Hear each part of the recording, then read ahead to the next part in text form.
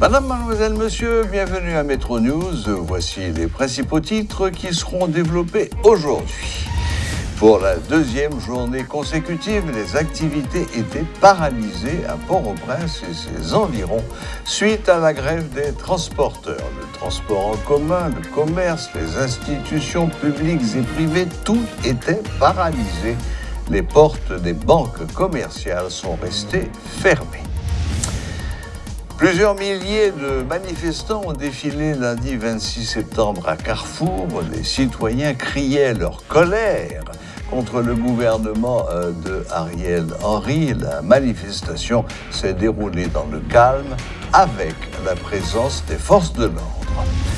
Les hôpitaux haïtiens sont pratiquement dysfonctionnels en raison de la pénurie de carburant. Après plusieurs semaines de pays-loc, l'essence est de plus en plus rare dans la région métropolitaine de Port-au-Prince et dans certaines villes de province. Plusieurs centres hospitaliers ont déjà annoncé l'arrêt de leurs services.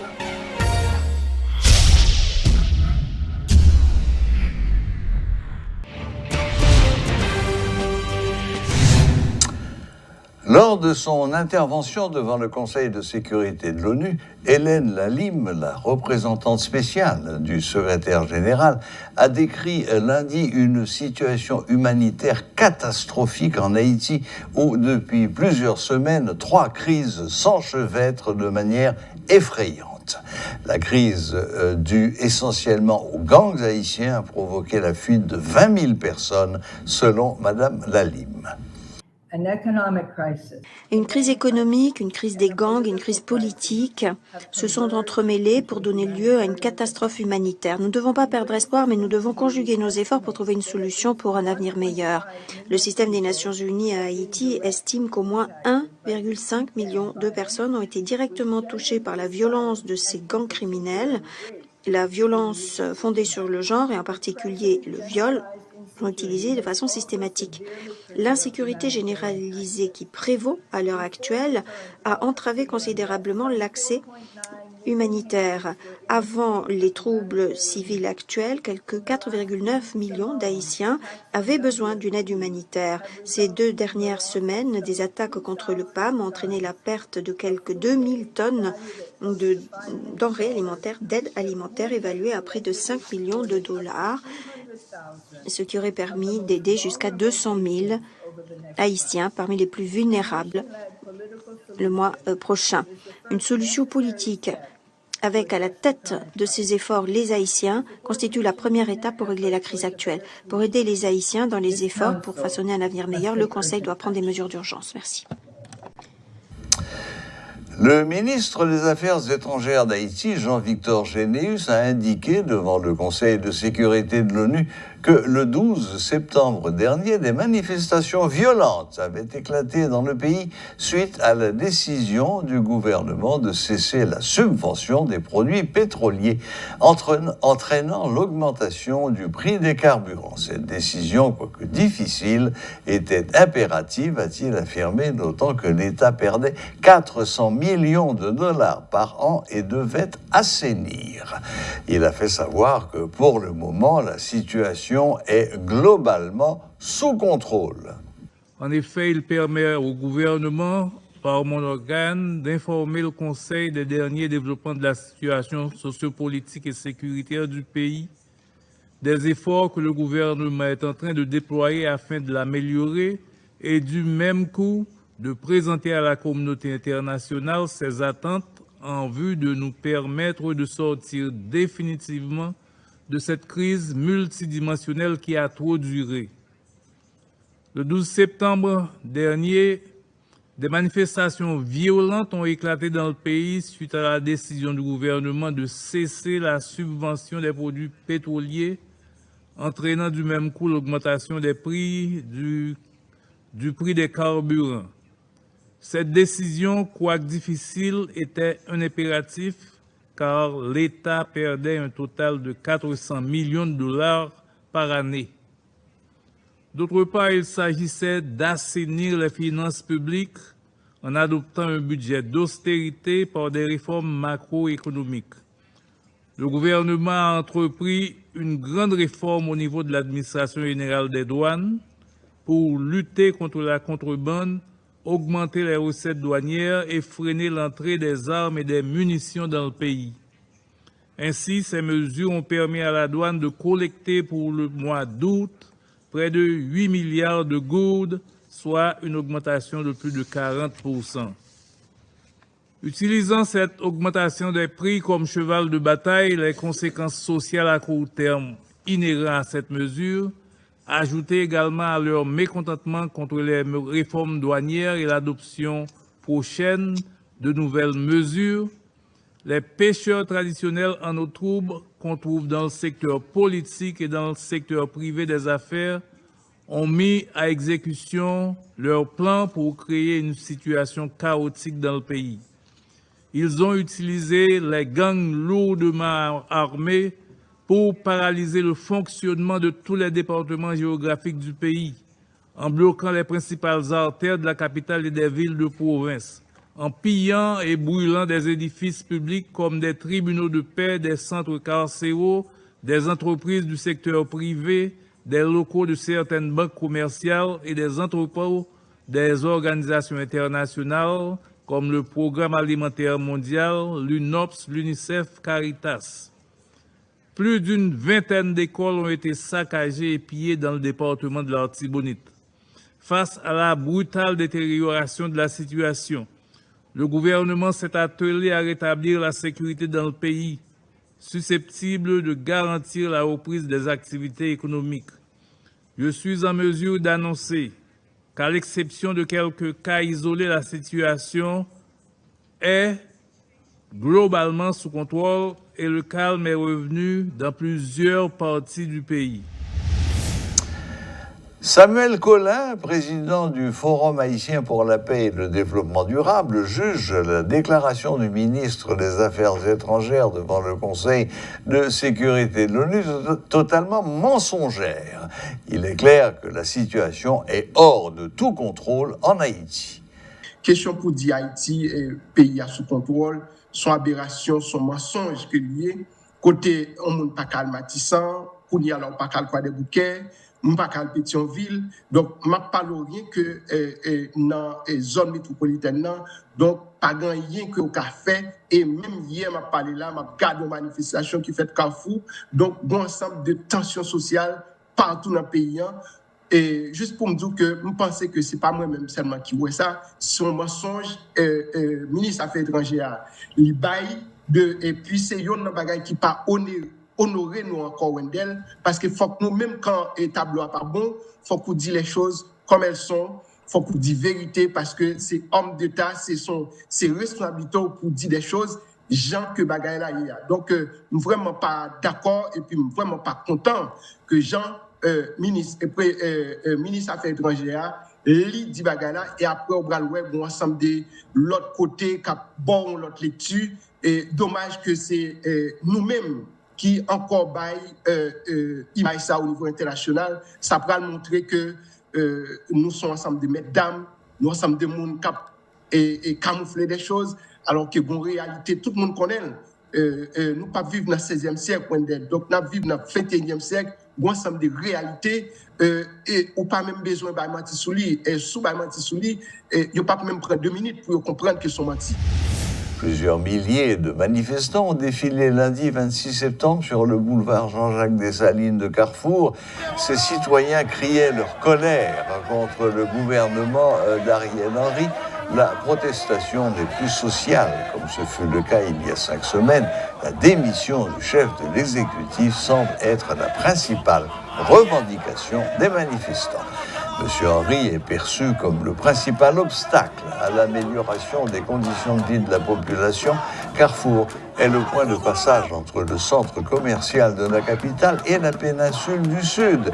La manifestation s'est déroulée dans le calme avec la présence des forces de l'ordre, la hausse des prix des produits de première nécessité, la hausse du taux de change, la pénurie de produits pétroliers sont devenus les motifs pour réclamer le départ de M. Henry. De nombreux manifestants avaient également l'attention sur l'impossibilité pour les couches défavorisées de prendre part à la rentrée scolaire prévue dans 2 semaines. Les hôpitaux haïtiens sont pratiquement dysfonctionnels en raison de la pénurie de carburant. Après plusieurs semaines de pays loc, l'essence est de plus en plus rare à Port-au-Prince et dans les régions. Au Gonaïves, à Jacmel, à Léogane, les hôpitaux sont fermés parce que les responsables ne peuvent pas acheter le carburant au marché noir. Le docteur Ronald de l'hôpital Pierre Payen de Cabaret informe que cette structure hospitalière cessera de fonctionner le mardi 27 septembre. Il révèle que les médecins avaient dû puiser le reste de carburant dans un véhicule pour réaliser 2 césariennes. Les responsables des hôpitaux cherchent sur le marché informel le carburant indispensable. Nombre d'entre eux s'évertuent à acheter le carburant en République dominicaine. Des malades ainsi que des médecins n'ont pu se rendre dans les hôpitaux en raison de barrages routiers du pays loc. Certains produits de première nécessité ne seraient pas disponibles à profusion comme c'était le cas auparavant dans les marchés publics.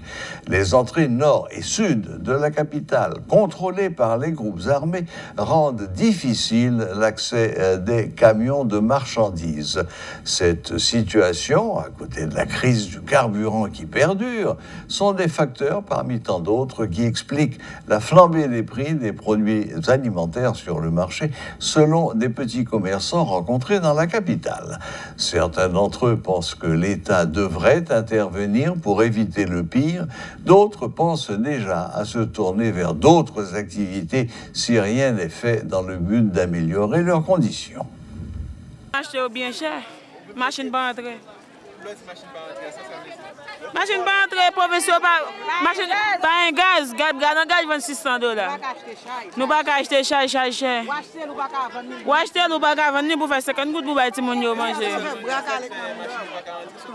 Ah oui, gaz bandit fait pas rentrer. Eh bien nous t'inquiétons comme population, même à 70 ans sous tête moi ma 4 petites nan mon dame pas payer l'école, pas manger, pas boire. Si ça dit oui avant $900, pas acheter petite moi pas manger, pas boire, tu fais me kaina quoi nous pas régler. Mami chabo $25.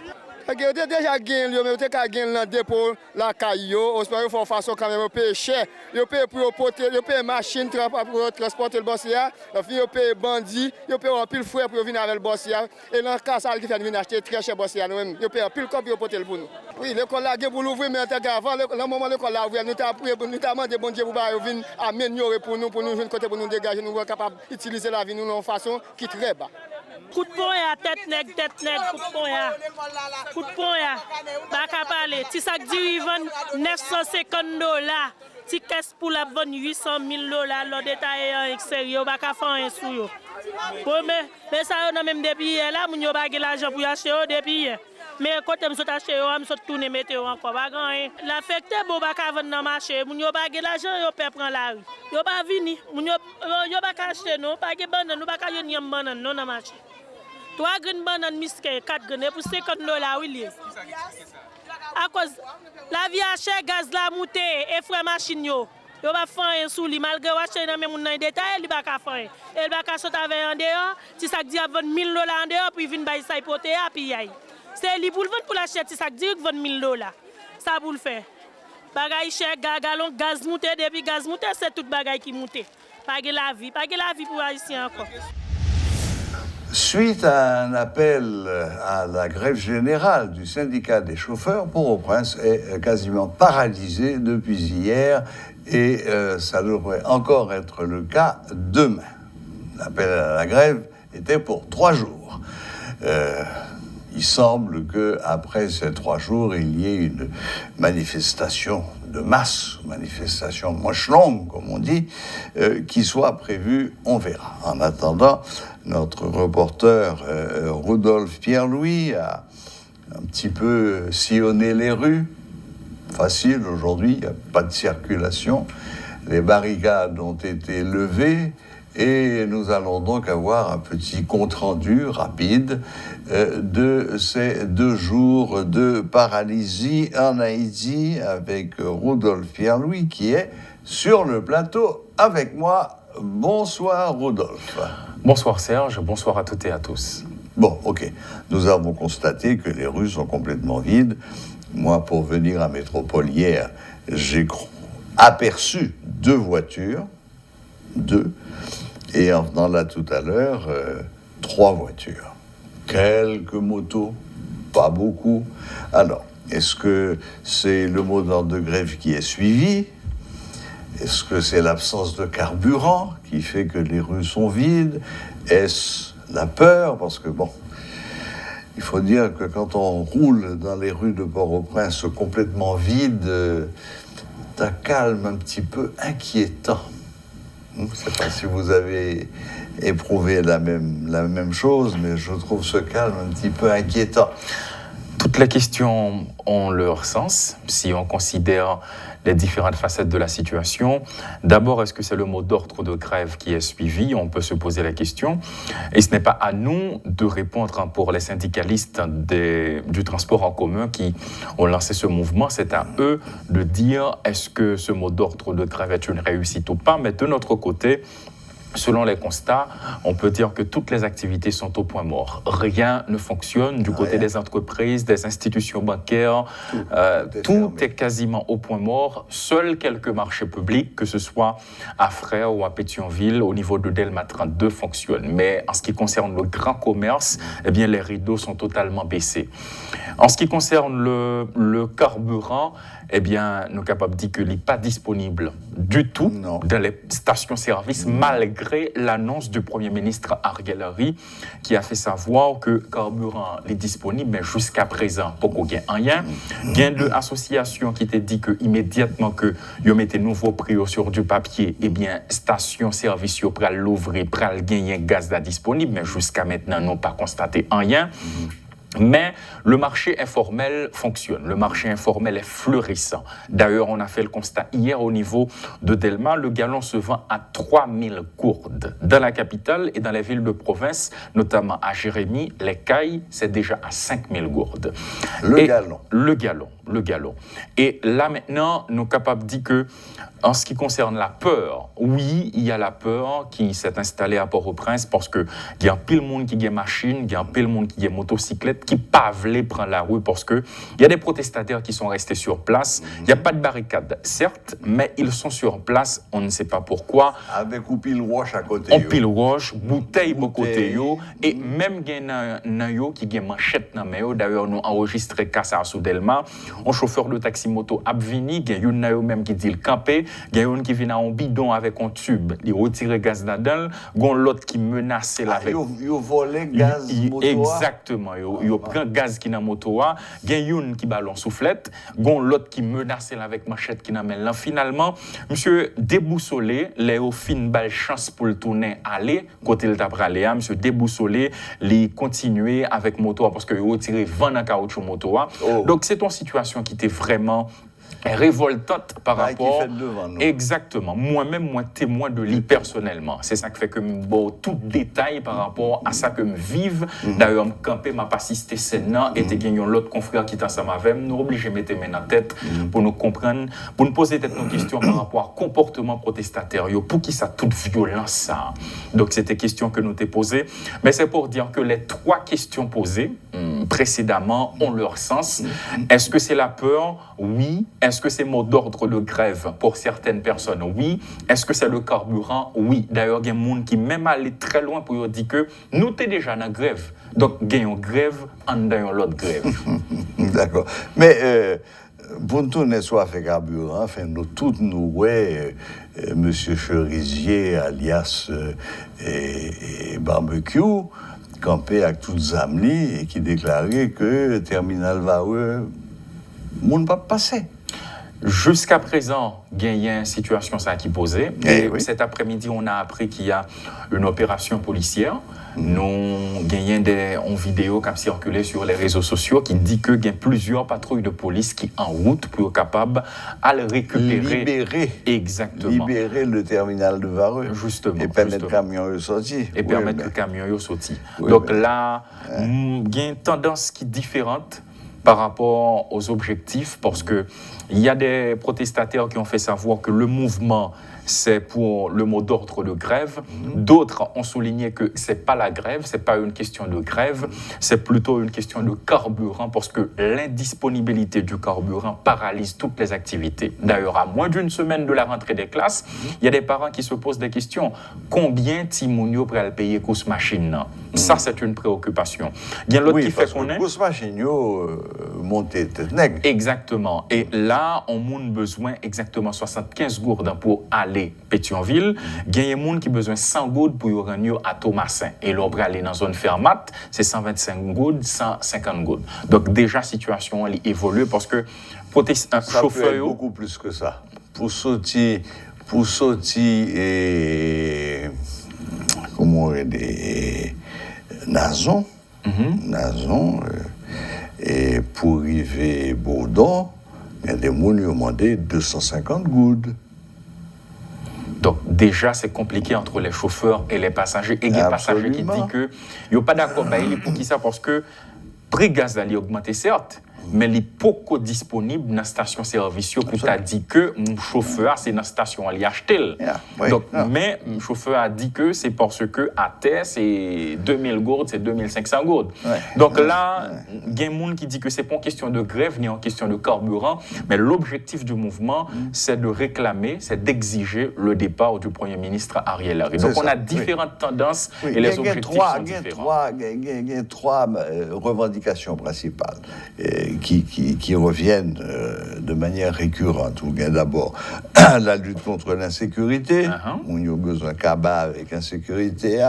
Il y a l'augmentation du prix des carburants et d'une façon générale, la cherté de la vie. La cherté de la vie, justement. Et la flambée des prix des produits de première nécessité. Et puis, toujours à la fin, M. Ariel Henry doit tirer sa révérence, selon les protestataires. Il faut exactement. Et il y en a qui disent qu'ils ne s'arrêteront pas de protester tant qu'Ariel Henry sera toujours Premier ministre.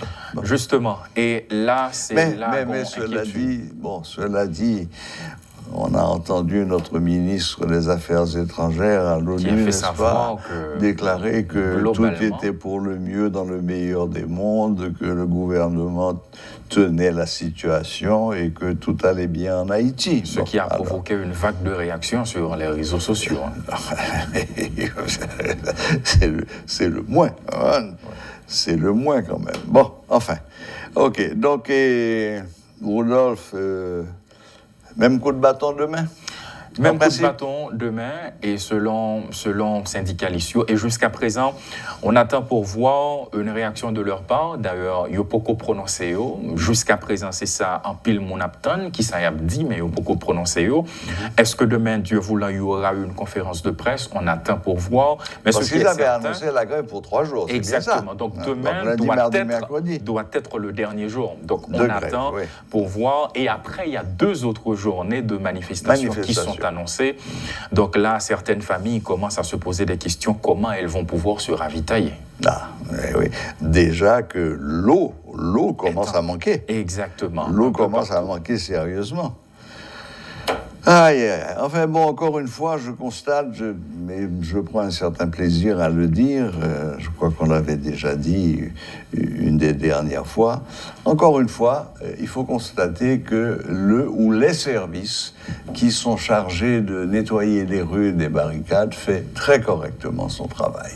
Aujourd'hui, les routes sont dégagées. À part quelques vestiges ici et là sur les bas-côtés de roches ou de troncs d'arbres ou de paille de fer, des pneus qui ont brûlé, la circulation est parfaitement libre. Donc, encore une fois, chapeau et merci au service de déblaiement. Ça, c'est le point positif du côté des autorités étatiques, mais cependant, on doit attirer leurs attentions sur un autre point, c'est que il y a des hôpitaux, journée aujourd'hui là, qui a fermé pour tout. Pour qui ça? Parce que il y a un problème carburant et il y a un pile l'hôpital dans la capitale là, commence à y avoir des gens qui ont perdu la vie, parce que depuis, il y a un problème courant pendant 3 heures, 4 heures, 6 heures, et même en journée ou bien en nuit, nous pouvons imaginer tous les dégâts que ça a causé dans l'hôpital. Absolument, absolument. D'autant plus que, non seulement ça, mais même le personnel soignant qui dans le café vient arriver dans l'hôpital là. Si pas de moyens pour les déplacer. Bon, enfin. Ok, eh bien, Rodolphe, merci de ce rapide compte-rendu. Mais où t'es passé dans toute la ville là, ou bien seulement Bourdon, Pétionville? Bourdon, Pétionville, route de Frères, route de l'aéroport, centre-ville, Bois-Vernat, Turgeot. Donc nous sommes obligés de faire le tour pour être capable d'avoir une idée réelle de situation. Oui, une idée globale. Exact. Très bien. Eh bien, merci beaucoup, Rodolphe, et puis bon travail, et puis continuez à nous tenir informés. Un plaisir. Voilà, c'était Rodolphe Pierre-Louis qui nous faisait un rapide compte-rendu de ces 2 premières journées de grève qui devraient se poursuivre demain et après-demain commencent ou recommencent en principe les manifestations. Mais on attend toujours d'entendre le mot de ceux qui avaient lancé cet appel à la grève, c'est-à-dire les chauffeurs de transport en commun. Voilà, la boucle est bouclée. Merci de nous rester fidèles et à la prochaine, même heure, même chaîne.